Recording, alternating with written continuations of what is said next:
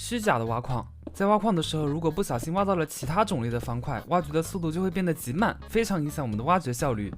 挖掘黑曜石的速度也特别慢，想要挖一组黑曜石的话，要浪费掉自己生命中的好几分钟。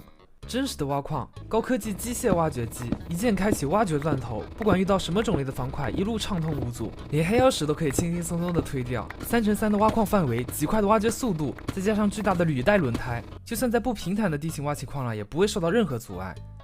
好，哎呀。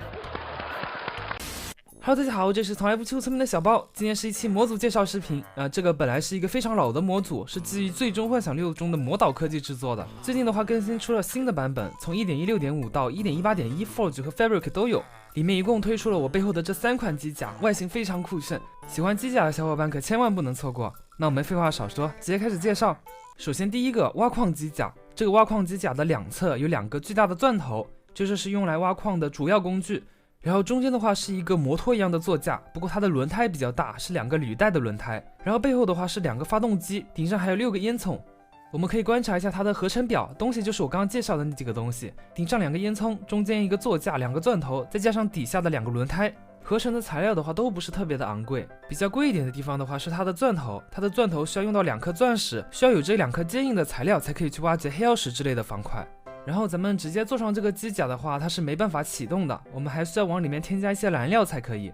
不过这个机甲烧的燃料是煤炭啊，并不是非常的环保。除了煤炭之外，我们还要在右边给它安装一个魔导科技的核心。这个核心材料的收集必须要先去一趟下界才可以，全部放进去之后，我们这个挖掘机就可以启动了。进行挖矿和移动的时候会加快我们这个燃料的消耗。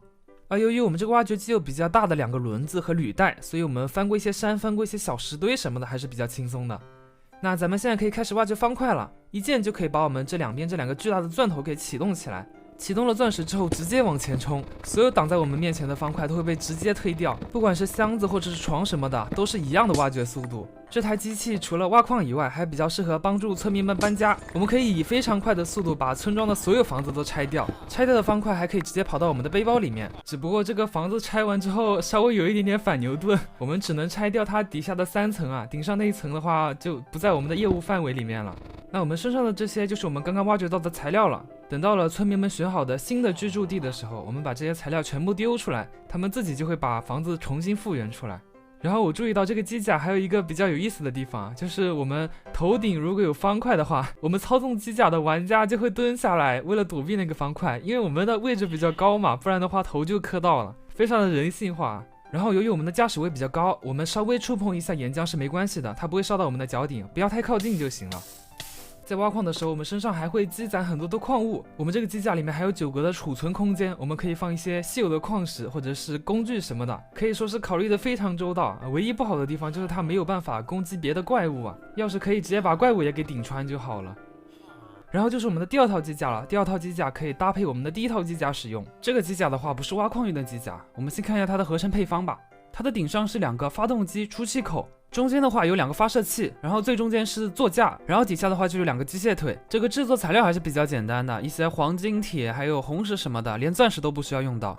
然后它的能源的话和刚刚那个一样，也是用煤炭就行了。右边再放上一个核心，走起路来就是一个机器人的样子。然后为什么说它可以搭配那个挖掘机使用呢？就是在这个能量核心的右边，我们可以给它放上一个烈焰棒。放上这个烈焰棒之后的机器人可以使用技能攻击敌人、烧伤敌人，并且燃烧地面。我们刚刚不是有一些建筑带不走嘛，就产生了很多建筑垃圾，这个时候就需要用到我们这个机器人上场了，可以把这些垃圾给清理掉，从而保护村民们的生活环境。